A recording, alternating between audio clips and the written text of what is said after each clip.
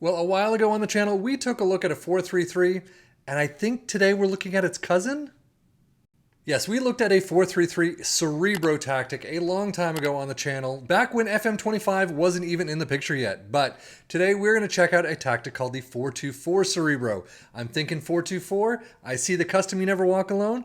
This should be perfect for our Liverpool team, our Aston Villa team, and our Ipswich team in the championship. So we're going to dive into the Premier League and just see how it works. Remember, this is a holiday sim, so keep that in mind as we're going through this. Well, as we look at the Premier League, it's kind of on the average mark. Goals through the roof, don't get me wrong, but those point tallies, 86 for Liverpool is definitely on the average, 73 is a little low for Aston Villa. But we're still going to start with Liverpool getting to their domestic cup run out against Aston Villa in the Carabao Cup semi-finals. That 2-6 leg really hurts, but it is Aston Villa, what can you say? And we did get it back, getting through the semi-finals through Aston Villa in penalties, getting to the FA Cup final against Arsenal and winning 4-1, thrashing. And still, might as well make it yet another trophy, getting to the Europa League final, beating Roma 6-2. Ouch. So yeah, 3 trophies in a semi-final. It seems to have done very well. But not the sea of green that I've come to expect. But still, we'll take it. 29 goals for Salah, 25 for Nunez, 24 for Jota, assist 21 for Luis Diaz and McAllister, and average rating Salah with a 7.37. But switching sides to Aston Villa, they got through Liverpool. We already saw that, getting to the Carabao Cup final, unfortunately losing to Manchester United 3-4. And then we already saw them out in the FA Cup semi-final to Liverpool again.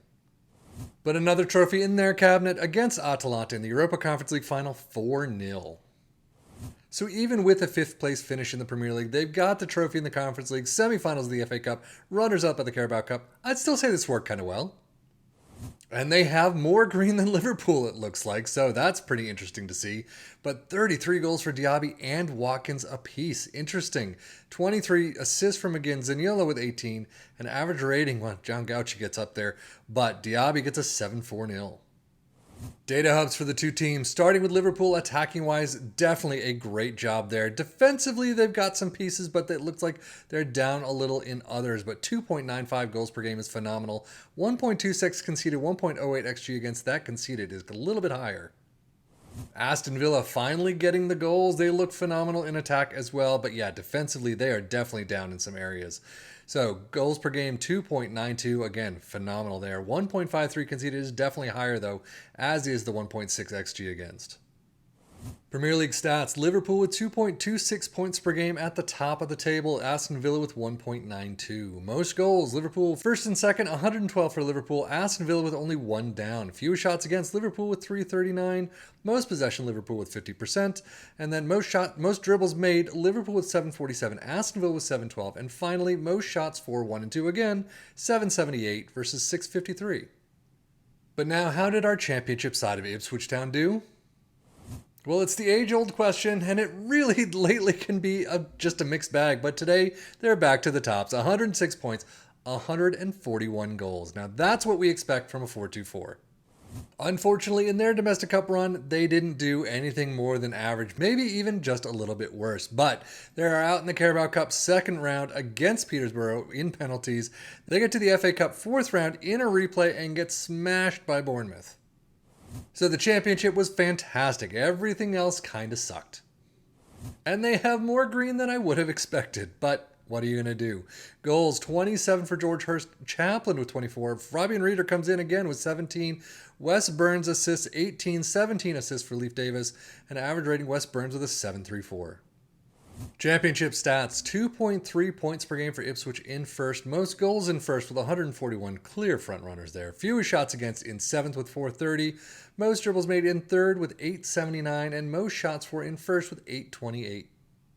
But let's take a look at the 4-2-4 itself. We start out with a sweeper keeper in defend, wingbacks on the left and the right in support, ball-playing defenders in defend, 2 CMs on the line in attack, a winger on support on both sides, and then an advanced forward in attack up front. Basically, it's a mirror. So it's a balanced mentality, in possession attacking with his narrow, approach play is pass into space, focus play down the left and the right, passing directness is shorter, tempo is higher, low crosses, run at defense and be more disciplined.